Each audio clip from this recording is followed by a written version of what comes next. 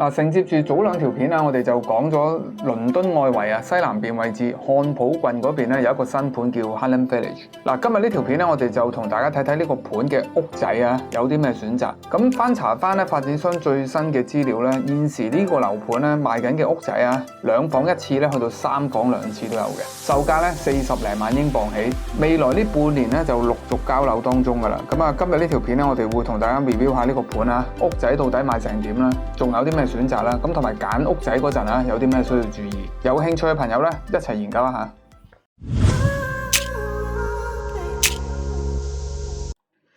先開個地圖啊，咁啊撳翻今日呢個 project，咁啊樓盤名咧 Highland Village 就屬於漢普郡啊。嗱，地段嚟講咧就屬於 Fleet 嘅呢一個地段，樓盤位置就畫面圈住嘅呢一邊。嗱，呢個盤嚟講咧，如果計埋隔離嗰個 Highland Country Park 咧，咁啊基本上嗰個面積啊，即係差唔多接近100英畝啊，足足相當於喺香港2個太古城咁大嘅。咁以前嚟講咧，發展商開賣緊咧就中間個畫面圈住嘅呢個位啊，大概第3期嘅。嗱，早兩條片嚟講咧，我哋就講咗 apartment 啦，咁啊今日因為講屋仔嘅關係啊，咁我哋都同大家做咗啲資料搜集嘅。咁啊屋仔嚟講咧，我哋見今日將會講嘅屋型咧，主要嚟講咧就有5款嘅，其中一款咧就係2房1廁，其餘咧都係3房2廁。最平嗰間咧唔使44萬啊，嗱而最貴嗰間咧就64萬英鎊啊。嗱3房屋仔嚟講咧，有啲就2層啊，有啲就3層嘅。一陣咧我哋會逐個屋型會同大家去睇一睇嘅。嗱咁由於咧大部分資料咧我哋對上一條片都講咗噶啦，咁啊位置喺 Fleet 嘅呢個地段嘅 project 咧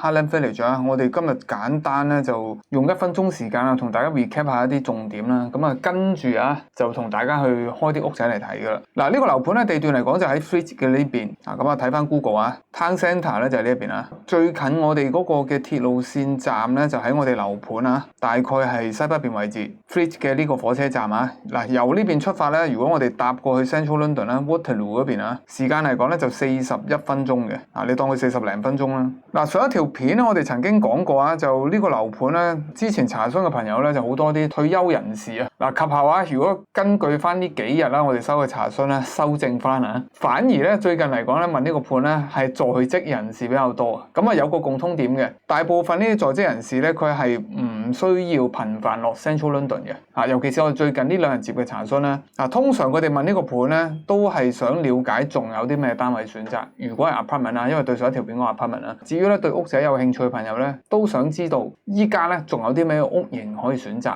按住呢間呢個第3期，咁一陣我哋會開晒啲 available 嘅屋型會話俾大家聽嘅。嗱 postcode 啊屬於 GU51。嗱另外咧就呢個盤由於有屋仔啊，亦都有 apartments， 咁啊有朋友問啦，就屋仔究竟係 leasehold 定 freehold 咧？答案係 freehold 啊。嗱兩者嚟講咧分別在喺邊咧？就屋仔咧除咗你買呢間屋之外啊，你就買埋咧呢間屋坐落緊嘅呢幅地啊，即係連屋連地一齊去買嘅。咁啊 apartment 嚟講咧就係租賃年期啦，999年，我個人覺得啦同永久都差唔多噶啦。嗱其次咧 apartments 咧就有管理費嘅，屋仔嚟講咧就冇管理費。嗱不過就有個 estate charge 嘅。咁啊如果大家有睇開啲屋苑形式嘅 house 啊，就唔係一啲我哋所謂北部城市單棟嗰啲 house 啊，呢啲就屋苑形式啦。屋苑形式通常都有個 estate charge 嘅，一般嚟講咧就幾百磅一年，為到幾十英鎊一個月啊。唔同房型啊，可能嗰個 estate charge 都未必一樣嘅。咁啊當然啦，唔同發展商咧亦都未必一樣啊。嗱因為咧嚟緊我哋都會講多少少啲屋仔盤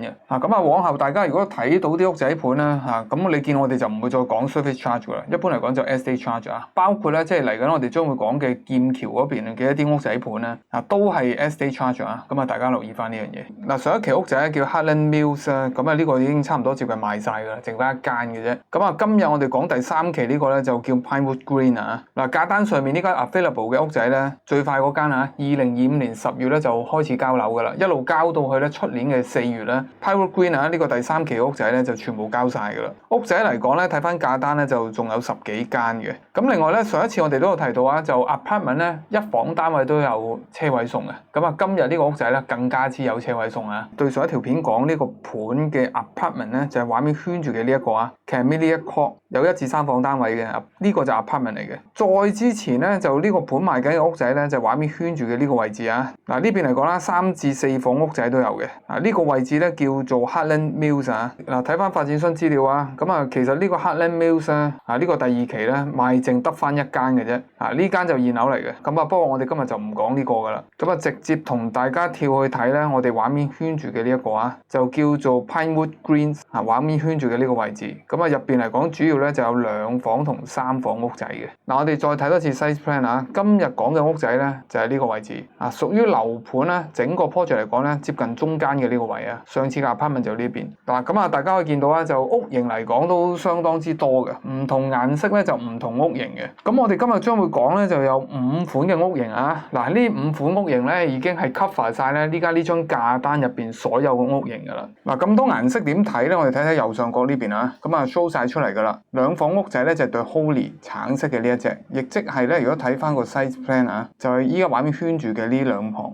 total 呢邊咧就有8間嘅，個別有啲已經賣咗噶啦。咁其餘嘅屋型咧全部都係3房嚟嘅。分別在喺邊咧？就係入邊嗰個開積有少少唔一樣啦，同埋咧個別有啲咧就係2層嘅，即係 ground floor 加1樓，另外一隻咧就 ground floor 加1樓同2樓嘅。咁一陣我哋都會一次過同大家去睇晒嘅。或者我哋先睇2房屋仔咁我哋要抽一間出嚟同大家睇睇 ，plot number 486嘅呢一間入門口位置就喺呢一邊嘅。而門口呢邊位置咧，你見到有2個486咧係咩嚟嘅咧？車位就派喺呢度嘅，入門口就係呢邊。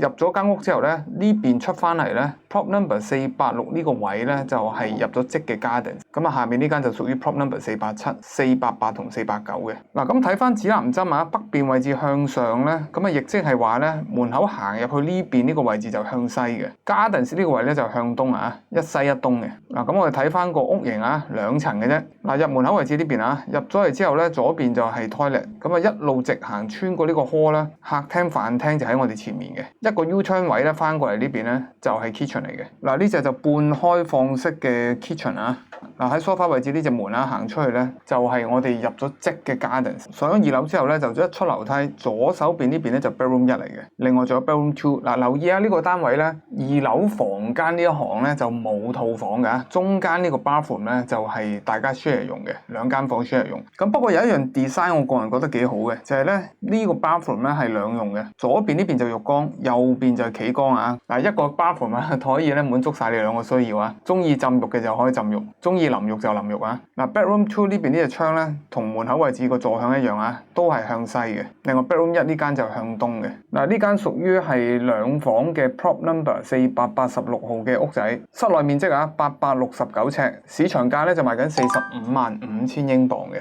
咁呢個單位咧如果折扣後咧就大概43萬出頭咧都已經有交易噶啦。呢個價錢咧如果大家有跟開我哋 YouTube channel 大概係屬於咩水平咧？就係講緊咧倫敦另外一個發展商 Barratt London 咧喺西倫敦 Zone 5、Eastman Village 或者係 Hayes Village 呢2個樓盤嘅一啲2房單位嘅價錢。咁呢邊嚟講咧就雖則出咗倫敦但係咧就可以 enjoy 到屋仔嘅。視乎翻你需要係買喺大倫敦地段定係倫敦外圍我哋今日所講 Fleet 嘅呢一邊。咁呢邊留意翻我哋今日講呢隻2房嘅屋仔咧唔係排屋嚟嘅，呢間係屬於 semi-detached 嚟嘅，左手邊2間咧連埋一齊，右手邊2間連埋一齊，中間呢個位咧係冇黐埋噶。啱啱我哋所講plot number 486號咧就係我哋畫面所見左手邊呢間。呢2間咧個價錢間完全一樣嘅，睇你中意咧就係貼住係隔離馬路呢邊定係藏喺中間呢一邊。依家畫面圈住嘅呢間plot number 488咧，呢間都仲係 available 嘅，價錢咧甚至乎比我哋依家隔離呢2間咧就再平多5000鎊嘅。淨咁睇落去咧就佢個花園相對應該係細少少嘅。咁最尾呢間489咧，呢間已經賣咗噶啦。除咗呢幾間之外咧，隔離呢度仲有2間嘅，就係 plot number 492同493嘅。價錢嚟講咧，我睇過佢哋都係賣緊45萬嘅標價。睇下你中意咧就左邊呢排定右邊呢排。基本上我個人覺得咧咧就分別唔會話太大啊，只不過咧你中意係西邊呢個位置行入屋啊，定係東邊位置呢邊行入屋嘅啫。嗱，咁啊接下嚟咧同大家睇4間3房嘅屋仔，咁啊價單入邊嘅所有屋型咧，我哋今日呢條片咧啊全部同大家 cover 晒噶啦。嗱，所以睇完呢條片嘅你咧，我諗都應該了解晒呢個盤咧現時賣緊嘅屋仔啊，有啲咩屋型同埋價錢係大概做緊幾多嘅。嗱，咁啊3房嘅屋仔咧，主要有幾隻尺寸啊，咁啊分別咧就1042尺嘅屋仔啦，1075尺啊，1264尺同埋1288尺嘅屋仔。咁或者我哋由最細嗰間講起啊，就1042尺嘅屋仔，我哋睇翻價單上面嚟講咧，主要就有3間嘅。嗱，分別咧就係 prop number 嘅483號啊，我哋畫面圈住嘅呢個位，隔離呢間482號，同埋478號啊。咁不過478號咧，我哋睇翻系統咧，呢間都應該係賣咗噶啦。咁所以咧就剩翻呢2間，屋內嗰個尺寸一樣啊，都係1042尺，開積都係一樣嘅。啊，咁不過2間俾我揀咧，我諗我會揀482呢間啊。嗱，呢個單位嚟講咧，如果你睇翻佢嗰個嘅地下樓層啊，入門口轉左呢邊 U-turn 咧，turn 翻轉頭咧 ，kitchen 就喺呢邊嘅，客廳、飯廳兩邊咧就係 combine 埋一齊嘅。啊，如果大家有睇過呢啲類似嘅屋仔咧，個別有啲咧就可能客飯廳分開啊，呢個就唔係嘅，呢個就客飯廳咧係 combine 埋一齊嘅。咁樓梯呢邊上咗2樓之後咧，直行呢邊就 bathroom 嚟嘅，轉左呢邊咧主人房啊，咁啊隔離呢個有個套廁嘅，另外上面仲有2間房嘅。嗱，大家留意啊，就 bedroom 3呢間咧，嗰個嘅房間咧，嗱佢用咗單人床嘅，相對嚟講呢個 size 啊，呢間係會細少少嘅，圍到係3.4米咧乘2.4米嘅。嗱，乘翻出嚟咧就大概啊88尺嘅，88尺咧老實講都擺到雙人床嘅。啊，咁不過咧如果以翻英國樓嚟講咧，就唔算係特別寬敞啊。啊，咁如果有啲朋友咧，佢可能買呢隻屋型咧，佢係用唔盡3間房咧。嗱，呢間房其實可以用嚟做書房嘅。嗱，呢間係 plot number 嘅482號室啊，2層嘅3房2廁屋仔啊，實用面積咧1042尺，另外再包個車位啊，市場價咧就賣緊54萬英鎊嘅。嗱，呢個單位咧折扣後就大概51萬多少少咧已經可以成交噶啦。咁啊預計租金回報咧就2200英鎊嘅。嗱 estate charge 嚟講一年就大概576英鎊啊，除翻12個月咧，嗱1個月嘅費用啊相當之平啊，48英鎊嘅啫。嗱而交樓年期咧就係出年嘅2月至3月，幾個月後咧就交樓噶啦。嗱咁啊睇翻啊就482咧就係我哋畫面圈住嘅呢間，大家留意啊，雖然呢間咧就係叫即係單邊位啦，咁但係佢左手邊呢排咧係冇窗啊，1樓2樓你見啦，頭先我哋睇則都見到噶啦，係冇窗嘅。嗱窗嚟講就南北對流啊，上面呢邊北邊啊，下面呢邊南邊位置。咁睇翻咧就呢間屋仔嚟講咧，482咧就係畫面圈住嘅呢一間啊。頭先我哋所講平1萬英鎊咧，就係夾住喺中間嘅呢一間啊。咁啊你見咧就隔離呢邊就馬路嚟嘅，咁而 open kitchen 位置咧就係畫面圈住嘅呢個位啊。咁啊上面呢間咧就主人房，主人房個朝向就向南嘅。嗱咁接下嚟咧我哋睇一隻咧就1075尺嘅屋仔，咁啊睇翻價單咧依家就有3間嘅。嗱主要嚟講咧就係紅色嘅呢3間啊 ，prop number 嘅480、481同埋477。嗱呢3間如果俾我揀咧，我睇埋價錢咧，我諗我就會毫不猶豫揀呢間啊477。點解咧？嗱因為477呢間咧佢係屬於一間 detached， 隔離呢2間咧就 semi detached 啊，半獨立屋，2間屋啊中間呢邊係會貼住嘅。呢間咧完全獨立出嚟咧，我睇翻個價錢咧相差好少嘅咋，所以咧我就會揀呢間477。嗱望一望個指南針啊，朝向嚟講呢間咧就唔係南北通啊，調翻轉咧就係東邊同西邊啊兩邊嘅。樓層嚟講咧就2層啊，咁我哋睇一睇左手邊呢邊先。嗱呢邊咧就地下樓層嚟嘅，呢邊就向北啊，東邊就係入門口，西邊位置咧就行出去花園嗰邊嘅。咁啊睇多次啊，西邊位置就行出去花園嘅，咁樣行出嚟，門口就喺東邊啊。嗱一入門口啦，左邊就係 toilet 啦，右邊就係 cupboard， 行入深少少咧，客廳、飯廳、open kitchen 喺晒呢邊噶啦。左手邊呢邊有條樓梯啊，咁啊上咗2樓之後咧，都係有3間房嘅。咁啊上咗樓梯之後咧，左手邊呢間咧相當之大啊，就係 bedroom 1嚟嘅，東邊、西邊兩邊通啊。留意咧，套廁呢邊咧仲有開咗隻氣窗嘅。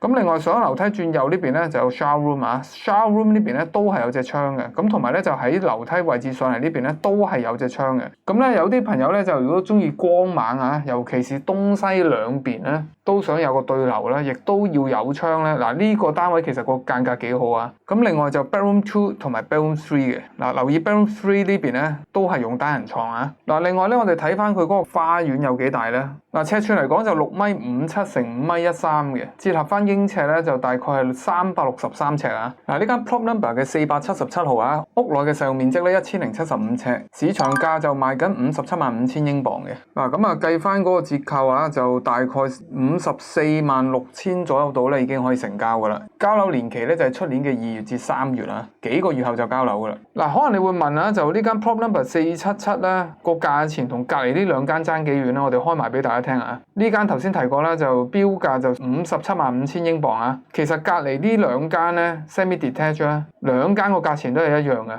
為到係555000英鎊嘅標價，即係比我哋呢間477咧係稍為平咗2萬英鎊嘅啫，折扣後係平萬幾鎊嘅啫。咁如果萬幾鎊咧，一間係 semi detached， 一間係 detached 啦，咁我就肯定會揀 detached 嘅呢一間啊。嗱，所以咧，如果睇翻第3期呢一個 Pinewood Green 咧，呢隻間隔嘅 detached 係得一間嘅啫。咁啊，有興趣嘅朋友啦，可能動作要快少少啊。嗱，亦即係我哋畫面圈緊嘅呢一間啊。嗱 ，plot number 477咧就我哋畫面所見嘅呢間啊。呢間就 detached 嚟噶啦。隔離冇住家噶。咁啊，門口位置就呢邊啊。呢邊朝向就向東嘅，另外嗰邊就係花園啊，車庫位就係呢邊啊。咁所以呢間都幾正啊，50零萬英鎊就買得到啊，連車位、連屋、連埋花園啊，仲要係獨立屋啊。咁啊，有興趣咧，即係自住嘅朋友啦，想買一個3房2廁超過1000尺嘅單位咧，嗱，我個人覺得呢間不妨可以諗一諗啊。嗱，另外我哋再睇多一間啊，我個人覺得咧，今日講嘅單位咧最正應該係呢間嘅啦，實用面積咧就唔係最大啊，不過都接近最大噶啦，就係 plot number 嘅484號啊，呢個畫面圈住呢間啊。嗱，首先咧就 plot number 484呢間咧，你見嗰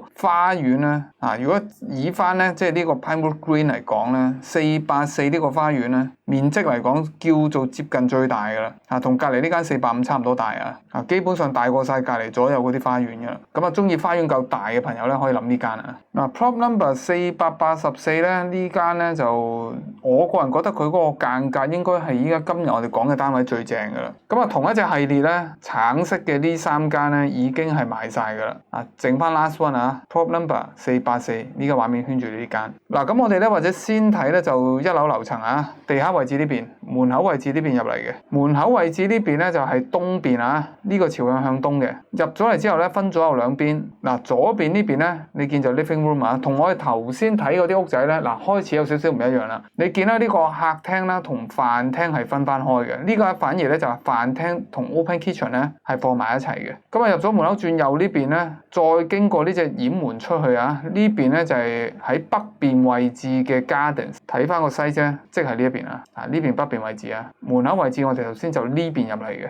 入咗門口轉右咧，就出咗我哋入到積嘅花園。嗱，相當於咁樣啊，入門口呢邊啊，轉右啊，呢邊就出花園嘅。嗱，咁啊上咗嚟2樓啦。嗱，首先咧有一樣嘢唔知大家覺唔覺啊？頭先我哋睇嗰啲3房2廁單位咧，其中有一間咧，嗰間房咧相對嚟講就會細少少咧。你見到發展商咧係用單人床嘅。嗱，而呢個484咧3間房咧相當之闊落啊，3間房都係用雙人床嘅。一上咗樓梯之後咧，咁啊有3間房噶啦。Bedroom 1呢間就主人套房啊，呢隻窗咧就向南啊，自不然咧 Bedroom 2呢間就向北嘅。Bedroom 3呢間咧就向東啊，3面朝向啊。所以呢個單位咧，我自己個人睇啊就應該係我哋今日講嘅單位咧，嗱，不論坐向間隔啦，我個人覺得都最好啊。當然啦，個價錢亦都係最高嘅。嗱，呢間咧就 plot number 484號啊，屋內嘅總實用面積咧1264尺，另外再配一個咧819尺嘅 gardens 啊，3房3廁設計，其中2間就沖涼房，1間就 toilet 啦。嗱，市場價現時賣緊咧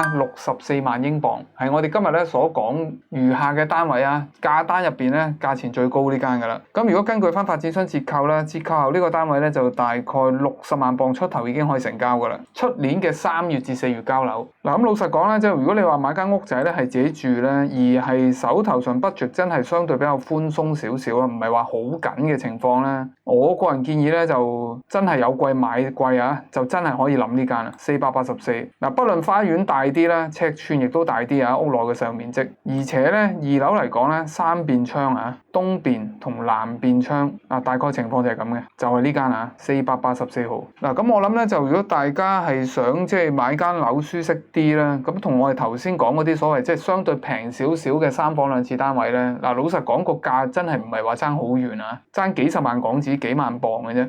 但係間隔上係真係靚仔好多嘅。因為屋仔盤咧走盤都走得幾快嘅，咁如果大家有興趣想了解更多咧，睇完呢條片啦，盡快 WhatsApp 我哋，到時同你 double check 睇下你嗰間屋仔買咗未。最後咧同大家睇埋咧就今日價單入邊實用面積最大嘅3房單位，咁到底係邊隻 prop number 咧？就係我哋畫面所見嘅綠色嘅呢個prop number 490同491。咁屬於一個係 semi detached。呢兩個單位咧，我睇過佢嗰個屋內嘅間隔睇翻咧都係一樣嘅，價錢都係一樣睇下你中意左邊定右邊啦。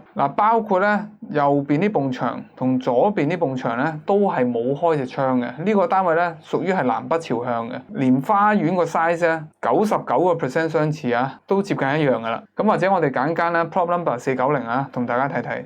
prop number 490咧就係呢隻1288尺嘅3層3房2廁嘅屋仔咁睇翻 size plan 啦，綠色呢啲咧就同一隻間隔嚟嘅。咁我哋今日就睇呢個prop number 490，上面呢個係花園嚟嘅，屋仔就喺呢個位置，南北對流下面呢邊南邊，上面呢邊北邊。呢間屋型嚟講咧，首先同我哋頭先睇嗰啲咧有一個好大分別佢就屬於3層嘅。頭先我哋睇嗰啲全部都係2層呢個只其一。第二咧唔知大家覺唔覺屋型嚟講咧，左右兩邊咧呢個闊度係冇我哋頭先睇嗰啲咁闊嘅。睇翻尺寸咧 ，family dining room 呢邊為例3.86乘3.5米嘅。頭先我哋睇嗰啲闊度咧，普遍就4米幾啦，去到5米出頭都有嘅。呢度咧就相對嚟講比較窄身啲嘅。咁睇下你中意邊隻型每隻屋型都有捧場客嘅。門口位置呢邊，一入門口咧就左邊呢邊就係 toilet 行入深少少咧已經上樓梯噶啦。轉左手邊咧就穿過 open kitchen， 再行入深啲咧呢邊就係客廳飯廳嘅地方咁上到2樓咧，2樓呢邊咧出咗樓梯轉左呢邊咧都仲有個 living room 嘅。咁不過咧以我哋理解咧，有啲朋友就可能將佢改翻做係睡房咁變咗就由3房咧就變咗4房單位噶啦。而 bedroom 1呢間咧就主人套房嚟嘅。再上2樓啦，上到去最頂層呢邊咧就 bedroom 2同埋 bedroom 3嘅。中間咧就 share 一個 bathroom 所以基本上咧由1樓去到2樓啦。如果你將呢個 living room 咧改建做係 bedroom 咧，4間房最極限咧可以變到有4間房嘅。去到頂層呢邊特別留意呢間我哋畫面所見虛線呢個位咧大家用少少想像力呢間我哋畫面框住嘅呢個位置咧，天花板就係平嘅。去到咧呢條虛線位咧個樓底就變為2.1米高噶啦。再去到呢邊咧大概就1.8米噶啦。貼住牆呢邊咧就1.64米即係個頂咧由呢個位開始咧就慢慢向住窗呢邊咧斜落去嘅。屋仔嚟講，一般如果去到啲3層嗰啲咧，有機會有呢個情況即係個頂咧唔係100% 平嘅。呢個位置咧係慢慢向下面呢邊斜落去嘅。睇翻呢間 prop number 490嘅3層屋仔屋內實用面積1288尺。再配一個530尺嘅花園現時市場價就賣緊56萬英鎊嘅。折扣後呢個單位咧53萬多少少咧已經可以成交噶啦，下個月就交樓噶啦。另外咧就個租務回報嚟講咧就2400英鎊嘅。呢個價錢咧3層嘅屋仔咧同我哋頭先睇咧 prop number 477嗰間咧個價好接近即係頭先我所講 detached 嘅呢一間呢間提多次標價57萬5，啱啱所講呢間咧標價就係56萬，呢間就3層477呢間2層嚟到呢度咧都share多少少我哋見咧有啲香港朋友咧，如果佢係好怕行樓梯啦，或者佢屋企有長者啦，而佢買嗰間屋咧地下樓層係冇房咧，好多時我哋見咧佢就買係2層嘅，即係 ground floor 再搭一個1樓類似呢隻 prop number 490呢隻積咧，大家想象一下，如果你係住喺2樓呢個樓層每日咧你就要行2層樓梯落同2層樓梯上最基本消費如果你有出街的話咁所以呢個我諗就大家自己斟酌翻頭先我所講嘅屋仔咧，大部分都係行1層嘅啫，除咗呢一隻開積490就係畫面圈住嘅呢間。牆身呢邊咧，向西位置呢邊係冇開隻窗呢個單位提多次係南北對流，側邊呢邊係冇窗即係呢埲牆由 ground floor 啦去到1樓、2樓呢邊都冇開一隻窗出嚟嘅，只有北邊同南邊呢邊窗嘅啫。我哋啱啱講嗰間490啊，就係畫面圈住嘅呢間。嗱，兩間嚟講都係一樣噶啦，南北對流。咁啊，車位就泊喺隔離呢邊啊。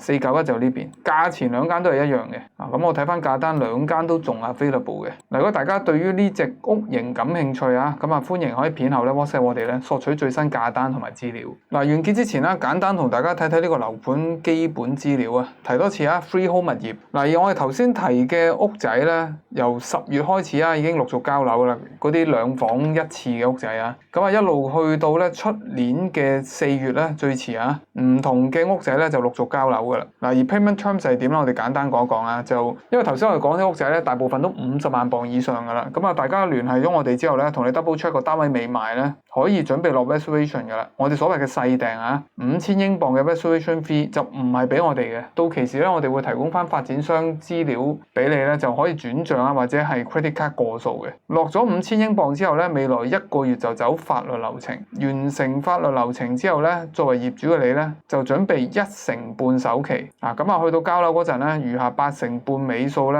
啊連埋 stamp duty 啊，到時就係經理嘅代表律師咧係去支付嘅。啊，咁至於可能你會問啊，就如果做按揭又點咧？嗱，如果做按揭嘅朋友咧，經我哋入手嘅朋友咧，我哋會轉介翻一啲做開呢個發展商、做開 BNO 買家嘅 mortgage broker 咧，協助你去申請呢一個 buy to live 或者 buy to let 嘅按揭嘅。如果想知多少少個 detail 咧，歡迎可以喺片後 WhatsApp 我哋啊。嗱，嚟到呢邊啦，可能你會問啊，就屋仔同 apartment 咧，如果自用的話咧，有啲咩需要留意啊？嗱，之前咧我哋試過收到一啲查詢咧，有啲朋友講啊，就住咗屋仔咧，反而係唔慣，最終咧係搬翻去 apartment 住嘅。個別有啲朋友咧，由於嗰個膝關節問題啊，每一日咧可能要上落樓梯啦，上落得多啦，尤其是一啲可能上咗年紀嘅朋友咧，就喺嗰個膝頭哥嗰邊啦，會有少少即係唔係好舒服啊。最終可能搬翻去 apartment 啦，因為 apartment 就有 lift 搭啦，咁所以我哋見啊，即係有呢一樣情況發生嘅。咁我諗就大家特別留意啊，尤其是你嗰間屋仔咧，如果要上2層樓梯咧，先翻到房啊。咁當然啦，我諗大家住得屋仔咧，都預咗係會行樓梯噶啦。嗱，所以對於某啲住屋仔朋友咧，就冇任何 concern 嘅。咁啊，住 apartment 啊，更加冇 concern 啦，因為 apartment 有 lift 搭啊嘛。屋仔嚟講就有花園啦，apartment 咧就得個露台就冇花園嘅。咁不過咧就 security 嚟講咧，就 apartment 咧會比屋仔咧個私隱度會高啲嘅。咁呢個視乎翻啊，即係你自己本身咧住屋嗰個嘅喜好。嗱，呢一樣就冇一刀切嘅，冇話邊樣好或者邊樣唔好啊。每個屋型咧，我哋見都有捧場客嘅，包括呢個樓盤咧 apartment 咧，我哋見都相當多朋友查詢嘅。咁所以咧就一連2條片咧，我哋講呢個 Heartland Village 啊，咁啊屋仔同埋 apartment 都講晒噶啦。咁啊，如果大家睇完之後啊，想查詢一下咧每個屋型嘅價錢啦，同埋依家仲有啲咩單位選擇咧，嗱，歡迎啊可以喺片後咧 WhatsApp 我哋咧香港或者英國嘅 WhatsApp 熱線嘅。未 subscribe 嘅朋友啊，記得 subscribe 支持一下。中意呢條片咧，記得俾個 like。我哋下條片再見，拜拜。